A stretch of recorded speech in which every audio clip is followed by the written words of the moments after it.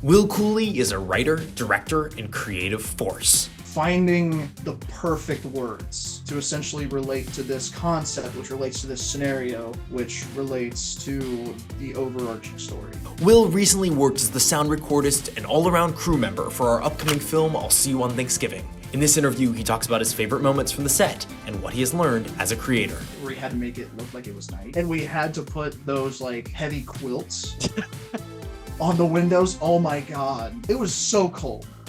It was freezing. Like, I think we were nailing the quilts, we were stapling, we were taping. Like, that was wild, and we got it to look perfect. But looking back on it, that was so much fun just to do. Like, we had to figure it out. Please welcome Will Cooley. This is the Media Makers Podcast. When you make stuff, how, like, is your most, like, recent thing your favorite? I think that things that require a lot of time and attention tend to get better. The things that are smaller, so like, I'll make films that take a day or two to shoot, right? Mm-hmm. That's not necessarily going to be better than the thing that took me a year to make.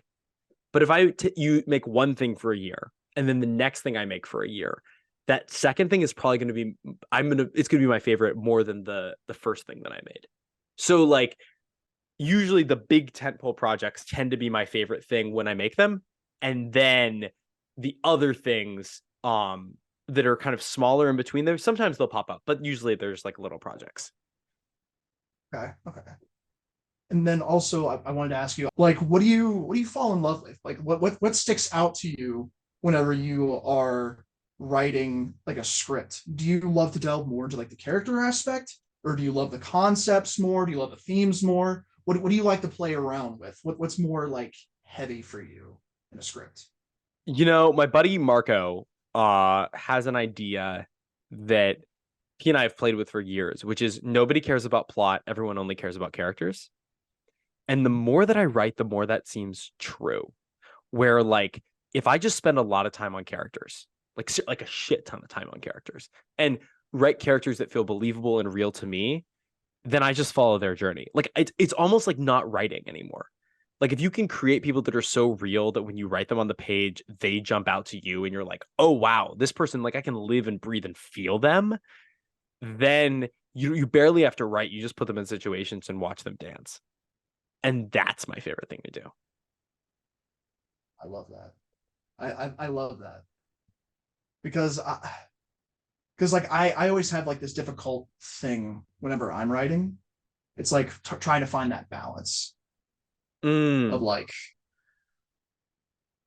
are you going to be like more concept heavy, or are you going to be more like character driven? Where's that balance, almost like at like whatever project you're writing? How have you found a way to strike that balance? The way that I found it is it's somewhat similar to what you're saying. So essentially, I don't like write anything out for the character wise, but I already have their backstories in my head. I think a lot of it is adding small details that you would think they like that their lives are a part of before and after like the film is like completely written. So making like having that there like mentally for me has helped me tremendously, because I can picture how the character is going to interact to said situation, like similar to what you said. But like I'll kind of nail a concept too. So like before I'm writing, like if I have an idea, I'm like, okay, so is this going to be more concept heavy or more character heavy? Like I had this one idea where it's somebody who's on a drug trip and he talks to like a divine being. Okay. And essentially he finds out that God doesn't care at all about like anything he's doing, and that Earth was literally just his garden, and like they're just there being parasites and like tearing it down. Interesting. So it's if I'm still trying to figure out that balance a little bit. Nice. And what interests you more? Like, is there something like I think some people get really interested in world building, or they get really interested in the concept, or they get really interested in the characters. Like, is there some part of story that excites you or fires you up? So I would say probably the concepts would definitely fires me up, and like the amount of parallels that you can draw to that concept. So essentially whatever action the character is doing, or whatever piece of dialogue they're saying, then it's like that concept bleeds into that dialogue or that action. I always found that like super fascinating. And especially when it makes sense, but there is like as little dialogue as possible. So like finding the perfect words to say to essentially relate to this concept, which relates to this scenario, which relates to the overarching story. Okay, got it. Mm-hmm. So do you when you write, do you tend to write things with less dialogue in them? Um, it all depends upon the project. Mm, So when like I what I do essentially is in my head I'll write out like, okay, this thing needs to happen here, this thing needs to happen here, this thing needs to happen here. It's just a matter of like finding the right words. And a lot of the times what I'll do is I'll write probably 20 to 30 different like iterations of that, just trying to like plug and play, trying to find like that, like the perfect words for it. And then also picturing how the actor or actress will be saying said things too. interesting. Wow. That So sounds like like a wild process. it's a whole lot of this just to get to here. But like, do you? Because I know you said that you like write your like you kind of think of the characters and then it's like almost them dancing too. Like, and you said you had a whole bunch of iterations. Do you also do the same thing for your process? Like how does that work for you mentally? Like, do you write it out immediately, or do you kind of sit there and let it stew for a bit and then go forward? I think there's a certain amount of like you have to let it stew. But you also have to eventually do the work, right? So like thinking Mhm. about the work is great and important. And sometimes for me at least, I just have to force my characters into situations, watch them play out what that situation is going to look like. And so when I'm writing a screenplay, a lot of the times my process is more like I'm just going to dump a scene as best I can, and then I'm going to go back and edit later. And so it tends to be just like throw up a bunch of words and characters and like try my best, and then come back and comb through and delete and clean up and delete, and then sometimes even rewrite now that I have a cleaner version, like then copy the cleaner version and rewrite it. But I'm like much more of like vomit, iterate is kind of my process. Okay, okay. Is like what's probably the best writing process that you've seen somebody like have? Or is it just a matter of like whatever works for you? Like what's your opinion on the matter? I'm just curious personally. Yeah, I mean, I think whatever gets words on the page. So like you're not a writer if you're not writing. And so whatever allows you to actually write things is the best writing process for you. And so if that's like thinking through the whole thing and like have a whole plan and have a notebook and you're like writing out what the characters are going to be and like heavily outlining, and then you sit down and you write the thing and like the first draft is basically done, great. Or, someone like me, I'm just going to start on page one and I'm going to go, how do I want this movie to start? Exterior house day, car pulls up, right? Like I'm just going to start going and then clean it up as I go. Or do a full first pass and then clean it up. And so it just depends on what works for you, I think, more than anything. Okay, okay. And then besides that, for your like I guess I'm also curious, like is it more important for the story to be great for you, or is it more important for it to look pretty? Like Mm. what tops everything for you? I guess what I'm saying. Like, is it looking pretty and then story and then like audio below, or like what's kind of that hierarchy? Tolstoy has a definition of art. And Tolstoy's definition of art is that an emotion that is the artist is conveying an emotion. So like the art is just a vehicle to deliver emotion from the artist to the audience. And so however that delivery happens is the highest importance to me. So oftentimes that's going to be through like accurate characterization. Sometimes that's going to be through like crafting a scene in a very particular way. So the music is like perfect to like make you feel melancholy.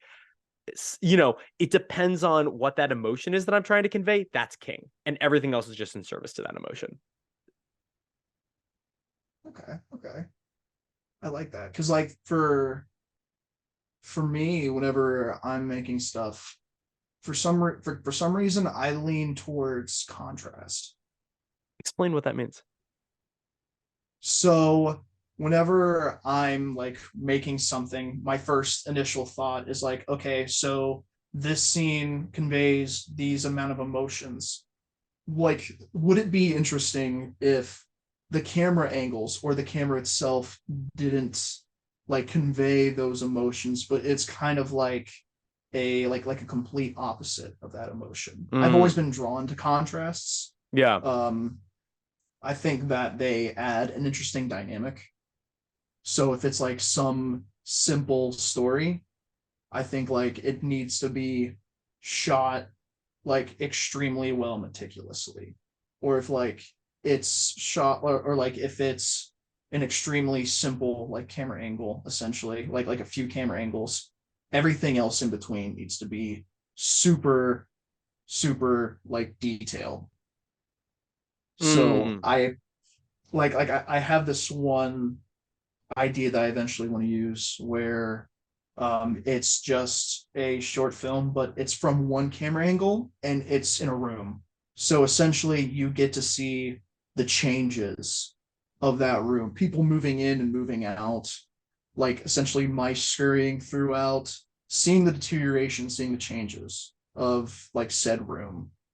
I feel like would be kind of cool. And then like displaying the different stages of life for people, would like you in imagine that this as room like that an was there. animated thing or as like a real life or Real life thing. interesting? Real life thing. That's eventually what the goal is. I'm thinking this is going to be like a 10-year project almost. Wow, that would be cool. Just to see it come to completion because there's a lot of scenes that I'm picturing too for this. Cool. Oh, I dig that, man. I dig that. Sweet. I Awesome. mean, like, yeah, yeah.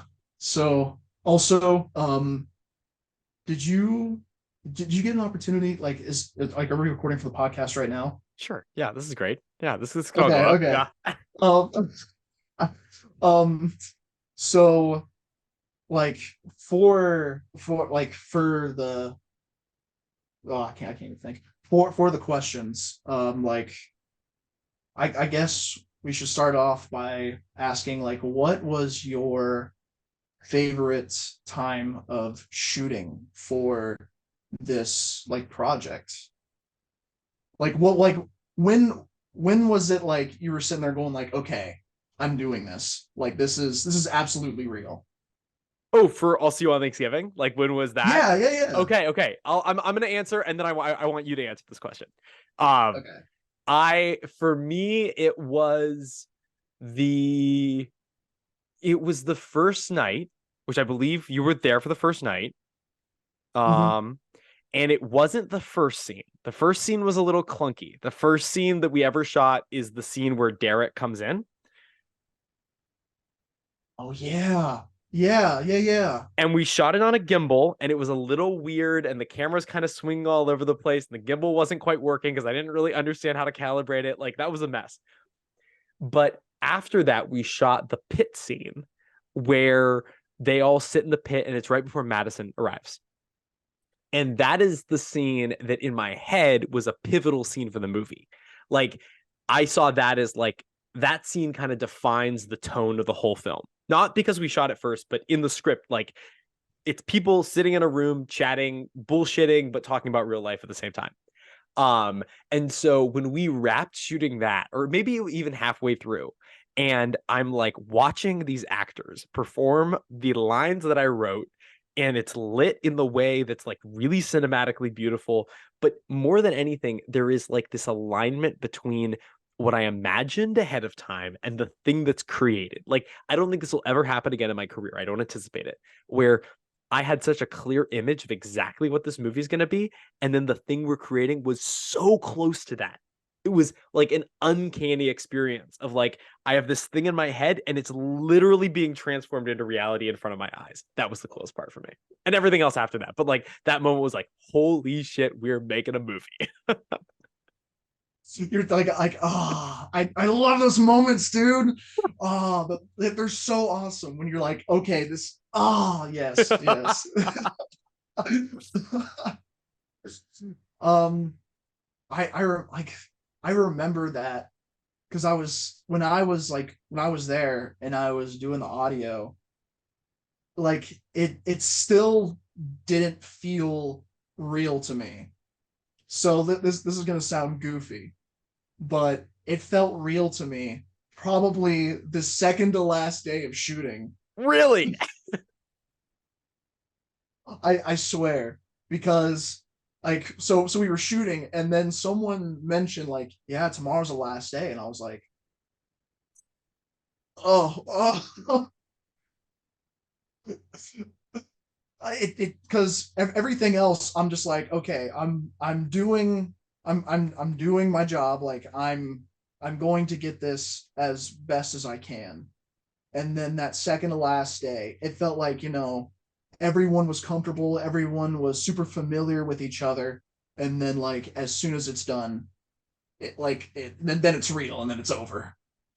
Wow. So that's crazy that like it didn't feel real up until just like the very end.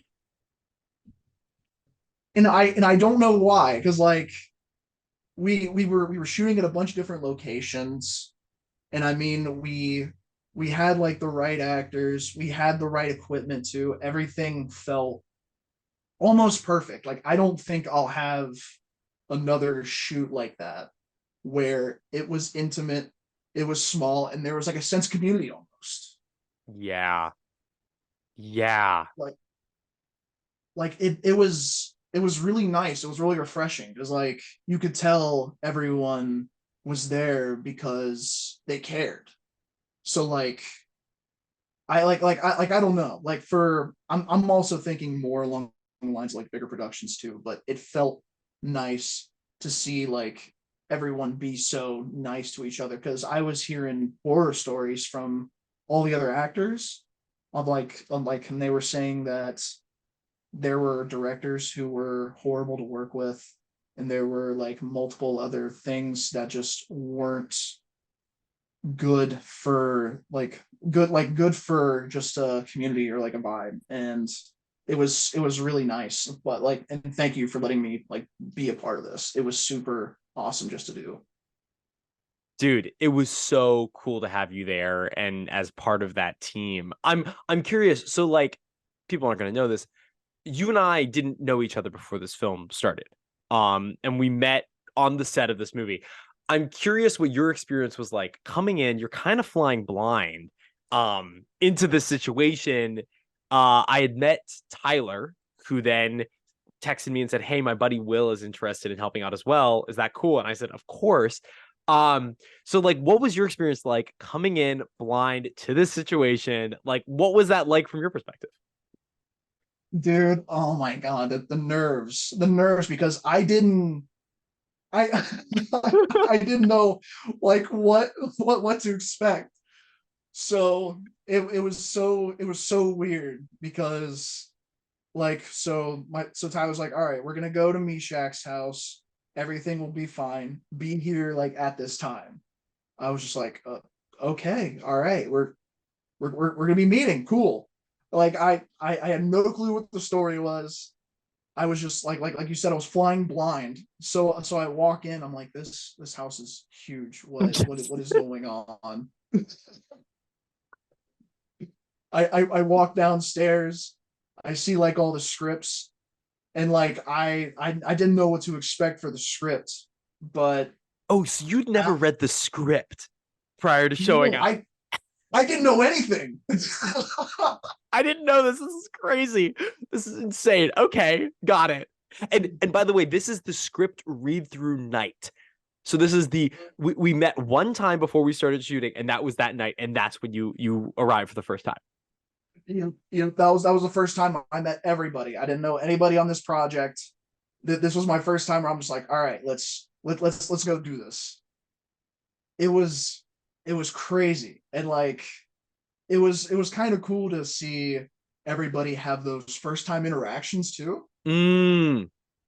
I kind of like those aspects, like whenever you're doing a project and like you're meeting everybody for the first time, it's kind of nice because you can get it like a feel of like how they are going to like, you're like essentially you can tell like how, I don't want to say serious, but like if they're going to be like super fun, super laid back, and they're going to like do their job. It's a good gauge of like how well like they're going to do. And like throughout the whole thing, all of like the whole script read, it felt real. Like while I Mm. was sitting there, like the story felt real, not like us shooting the movie. Right. Oh, interesting. So yeah. So like I could hear them, and then like I could actually see like how like they would act like through it. So you got to see like that evolution of like their character. It was that was wild to me, just to kind of show up out of nowhere and go like, all right, let's do it. Let's roll. Wow. Yeah, and like we didn't really, I mean, so from a production standpoint, a lot of time was spent casting this thing. Like I spent about a month meeting a lot of people, finding out who the cast, like the cast had to work, right? From Mhm. like the chemistry between those actors had to be real, otherwise the movie fails, right? Yeah. The movie is their chemistry to some degree. But with crew, I didn't have an enormous plan. You know, I was going to ask some Mhm. people if they could come and help out. And so it was so cool that like you and Tyler both stepped up to the plate so strong to be like, yeah, no, I want to be there. I want to make this film. How can I be helpful to make this thing happen? Like that was so awesome that you did that. It made the movie happen in the way that it did. Dude, it was so awesome just to be asked to like to be like to be a part of something, because I know like this is your creative project, like this is your baby, so it's like it was so welcoming and so nice, like for not even knowing me, like you hadn't even met me yet, Mm, and you were just like you were just like, yeah, like come help, like that was awesome, legit. heck yeah, um dude. Dude, like that's crazy. It's just crazy to me because like I don't know anybody who was like willing enough to like kind of like not meet anybody, but like that's a compliment to you, because like Mm, you, because we met at that thing, and then it's so like, you know that like these people are going to be interested, but like it was super welcoming the whole time. And like I think you told me like after the fifth day of that, you were like really trying to nail down the cast for this too, mm. because I had no clue how you casted anyone, because like when I was walking in, I thought like, it was some like friends making something. Right, right.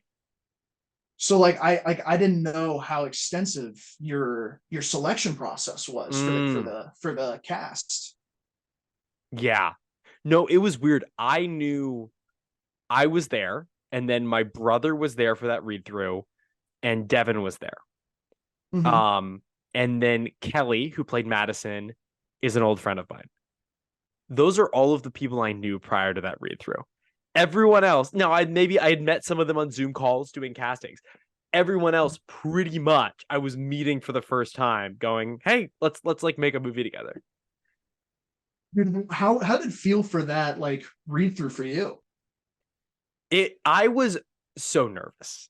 I was so nervous that something was going to fall apart. It just felt like everything came together way too well that I was waiting for the other shoe to drop, and it never did. I mean, that's the kind of incredible success story of this film, is like somehow we shot 12 days of the smoothest photography I've ever done in my whole life and captured a feature film. Like it is unparalleled and will probably never happen again, which is fine.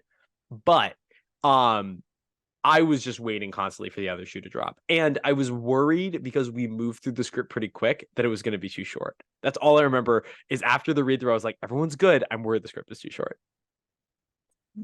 Like, oh my God. Oh my God. So like so when we were doing that read through too, I really enjoyed it was almost like being an audience member, kind of seeing the beforehand as well. So it was cool because I was like, dang, this is like a movie I can like tell everybody to go watch because I really enjoyed it the whole time. Mm. So what So was like that it like? was Because you're just like hearing the dialogue being read. Like we didn't read scene directions in that read through, but like, did you feel like you could get a sense of the story from that? oh, for sure. Like you could tell just based upon the voice inflection of like each actor. Like you could tell they thoroughly read the script Mm. and like they weren't just like wandering in and like they had a dedication to their craft. And like that was the thing that I could tell from every single actor was like they cared and they wanted this thing to be a thing. Right. So like that's kind of what it was like for me is like you could genuinely get a sense of where the story was going and like what was going to happen to these characters. And like internally I was like it was like I was watching something like with a close friend and like you're rooting for one character, you're rooting for another. So it was so much fun. One of my favorite things, I was talking to Yuli about this last week, was how I would enter rooms where there was some subdivision of the cast and crew that wasn't working, right? Like we were maybe shooting a scene in another room and I would walk in and there would be an argument taking place. And the argument was about the story of the movie and who was right and who was wrong in different situations. It was one of my favorite things to witness is like people took the story so seriously that they like argued about it. No, I remember a few. I think it was like Yuli was arguing. Like, there was one point where like Yuli was arguing, and I think it was Caitlin, if I'm not mistaken. I Okay. think they were arguing about it. But like it was always fun to like hear all the different arguments, and then like they would be like, no, this person's wrong. This person's wrong. It was I loved it. I loved every second of it.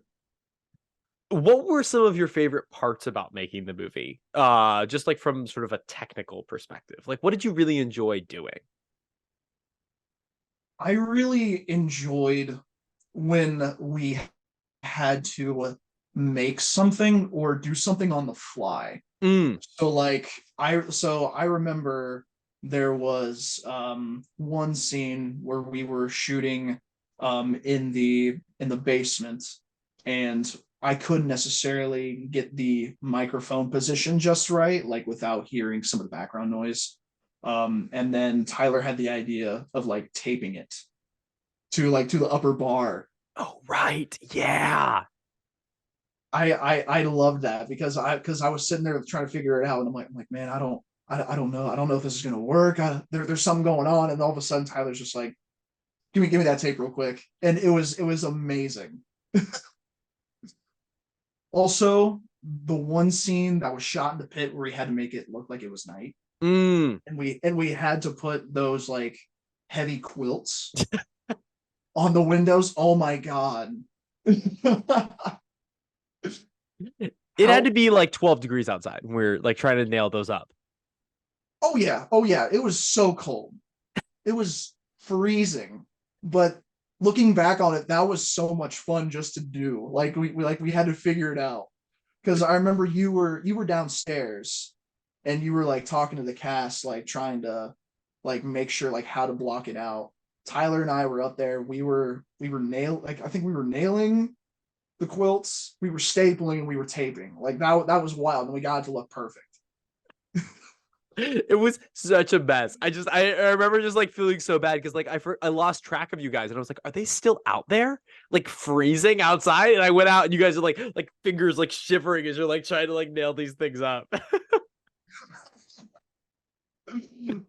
That was so much fun. Oh, that like at the moment, it was just like Tyler and I goofing around and like trying to get this thing to work, and like it was so difficult. But like I think the difficulties kind of added to the fun. I don't like what did you think? Did you think the difficulties made it fun? Some depending on the difficulties. Some difficulties were just difficult. But honestly, like it was kind of impressive how few of those sort of instances we ran into, right? Like the pit being one in that scene, that was hard. But most of the difficulties were fun challenges because they weren't crazy hard to solve. A lot of it for me, like my perspective was so much more about the blocking and the shooting of it, right? Of like how we have an hour to shoot 5 pages. How are we going to knock out 5 pages in an hour? And we did. I mean, we figured out a way to do it. But yeah, those were sort of more of the challenges I was focused on the production. What was your favorite like shoot like what was your favorite scene that we shot? Like from the production standpoint, like when were you like super happy about how things went and like that was your favorite scene that we shot for this? It's a weird one. It's a little one. Audie running at the beginning of the movie. So the scene where I am sitting in the back of my pickup truck, with the holding the camera on a gimbal. Tyler is sitting behind me and you're driving my truck. That to me was just like one of those like great moments where I was like, we're making a movie. Like this is happening right now.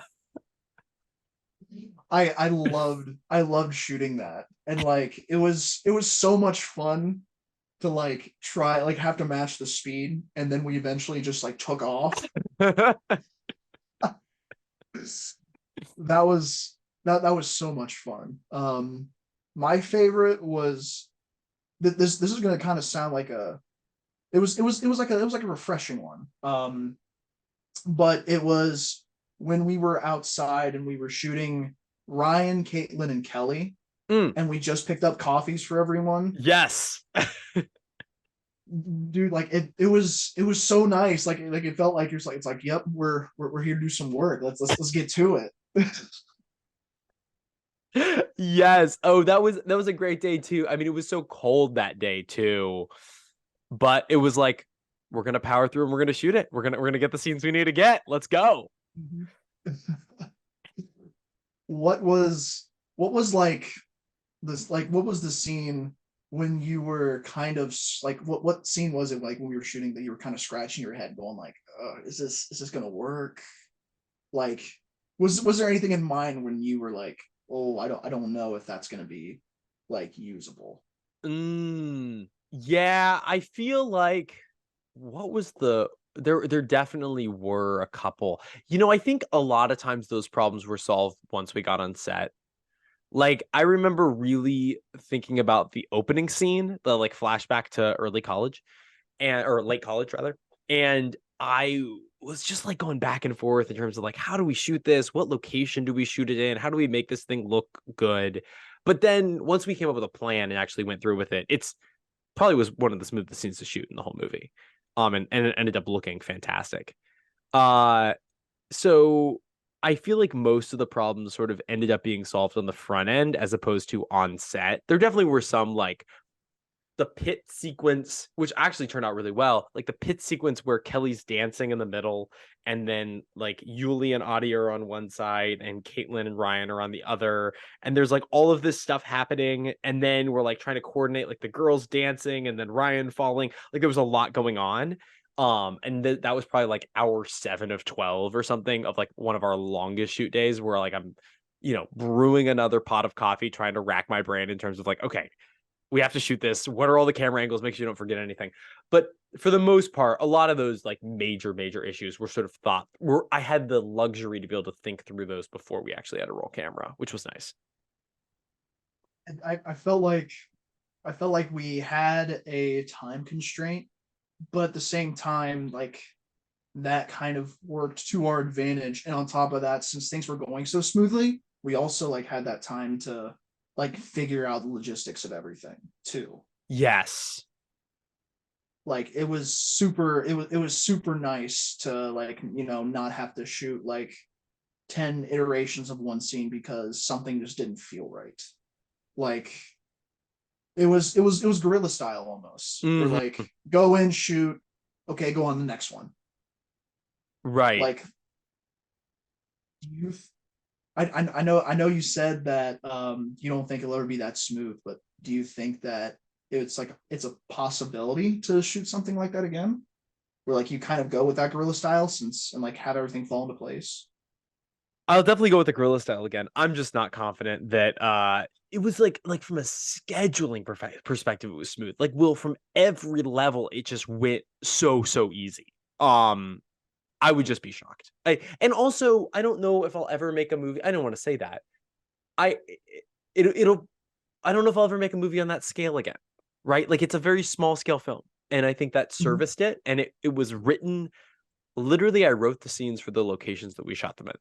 Like, so I tried to control as many variables on the front end to be like, let's make this as easy as possible so we can finish it, right? Like it's much better to have something finished that's maybe a little smaller than something unfinished that was meant to be bigger.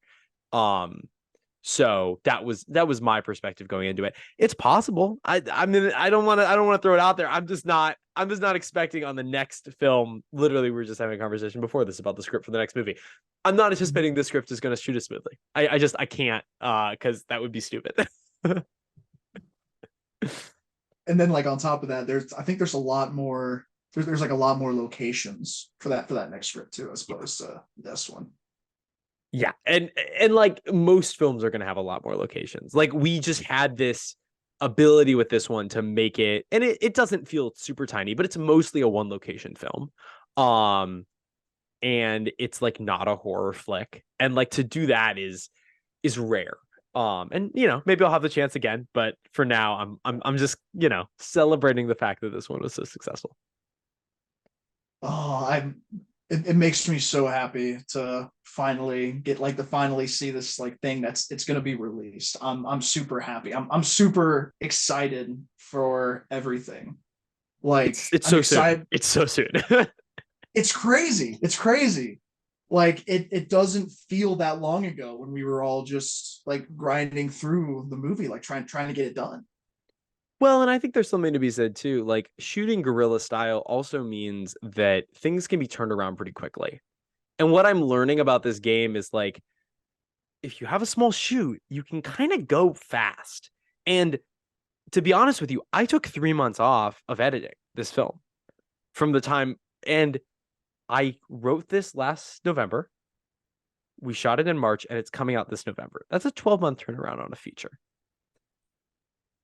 That doesn't just happen. No, no. That's super short time frame. But it can happen. And you can design systems in such a way so that it happens. And I'm a huge fan of that. So it there is a little bit of like moving forward. Can I make this happen again? Now I know you edited it too. Um, I know we mentioned this, but I just need like a quick refresher.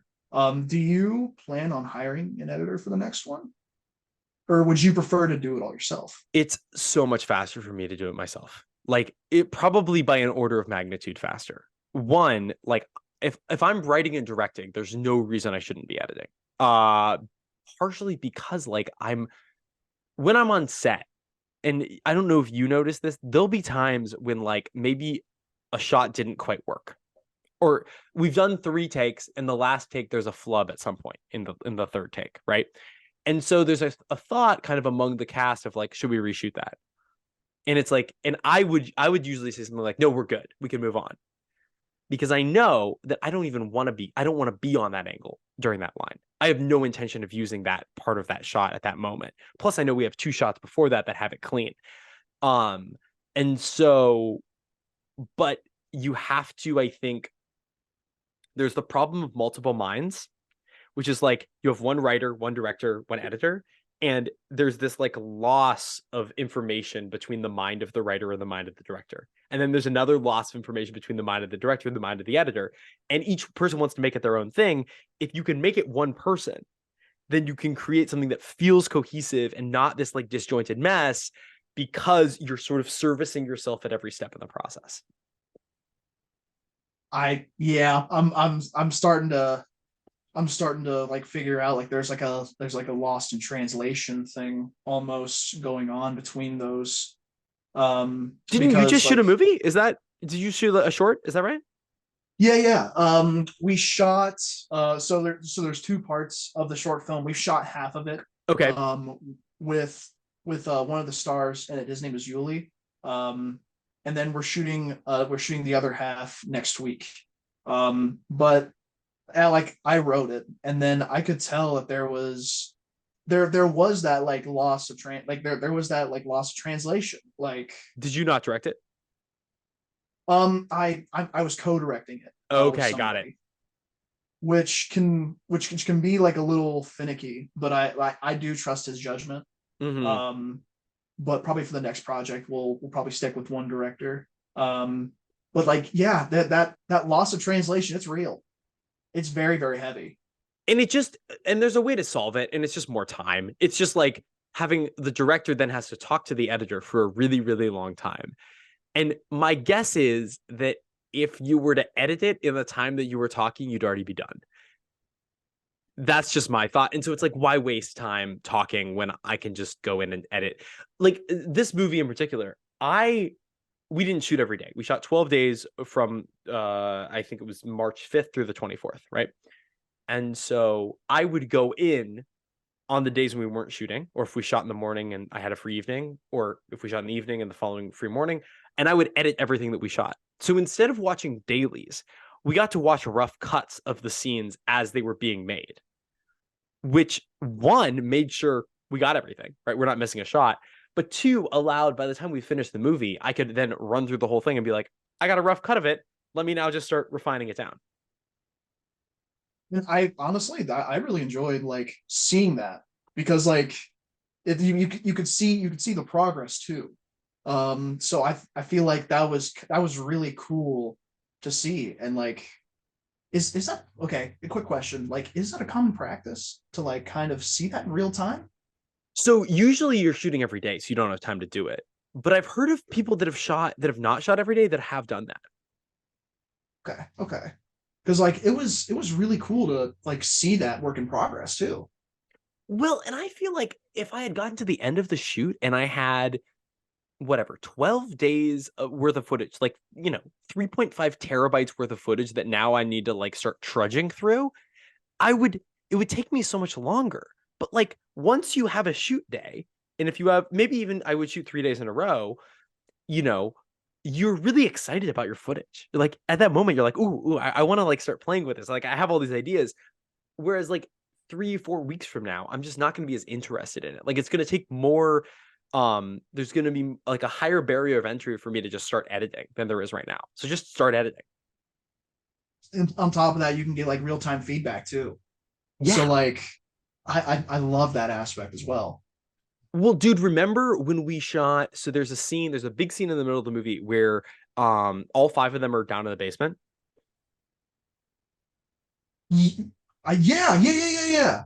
But Kelly couldn't make it to the shoot. Like there was an issue. This was like the one scheduling conflict on the whole shoot. She forgot that we were shooting that night and was at work. Yes, and then I think it was Megan that was reading the lines instead. Right. So Megan's reading Kelly's lines, and the other 4 actors are in their spots doing their footage, right? And we shot all of their sides, and that's the footage we use in the movie.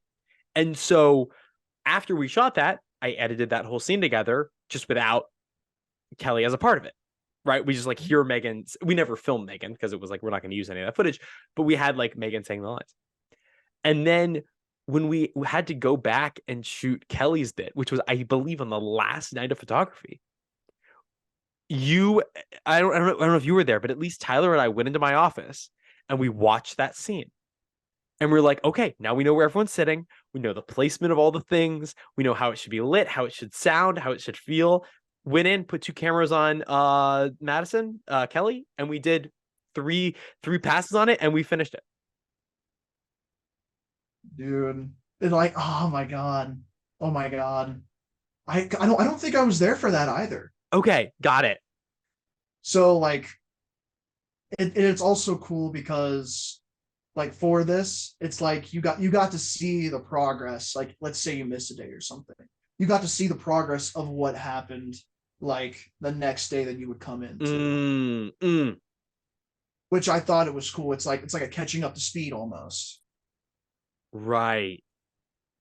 Like it was cool to see that progress take place throughout. But yeah. How, by the way, I know that you said that it's going to be premiering in New York and Colorado. What locations is it going to be in New York and Colorado? So I don't want to announce it because we haven't paid the theaters yet to premiere. Colorado is actually becoming more iffy. It's we're not 100% going to be in Colorado. We will definitely be in New York. So we're looking at 2 different locations in New York. I'm happy to tell you once we stop recording what those 2 locations are. But there will definitely be a New York screening and a Columbus screening. Fingers crossed on a Colorado one, not 100% on that, but it will definitely be available on Amazon Prime and hopefully other on-demand video streaming services, potentially, around the release date. So hopefully it'll be up on Amazon after the 11th, and other places at a similar time frame. And how excited are you considering like because this is your first project that you've released on Amazon, right? Or It like is. just like released anywhere. Yes, it is. I premiered a movie in a theater when I was 14. No, I was 16. I shot it when I was 14. But I haven't really done anything on that scale since. And so I'm psyched, but I'm also like ready to be done with it. Like I've seen this movie last week. I think I watched the movie 10 times. Like I'm done watching this movie. Well, like I'm kind of tired of it if I'm being completely honest. I'm excited for other people to see it. I don't need to see it any more times. You're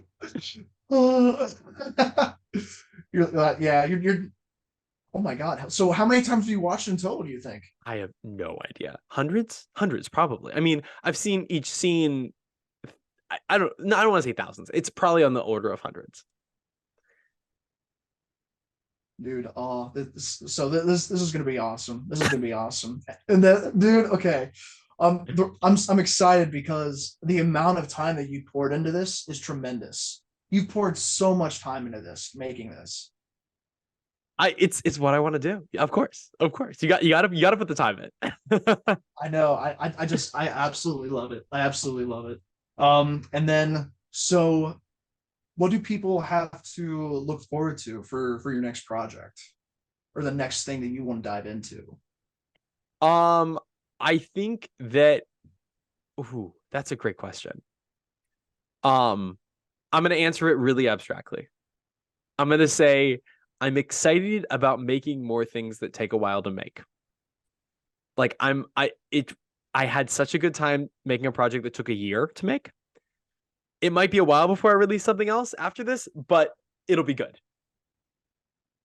Oh, it's always going to be good. I always liked your attention to detail and like you can tell like from whenever you're making something, I can tell you care.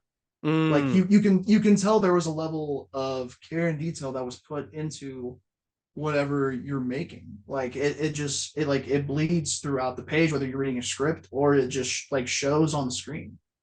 I appreciate that, Will. That's very sweet. Of course. Like I'm super excited for you and everybody who's been a part of this. Like Me too.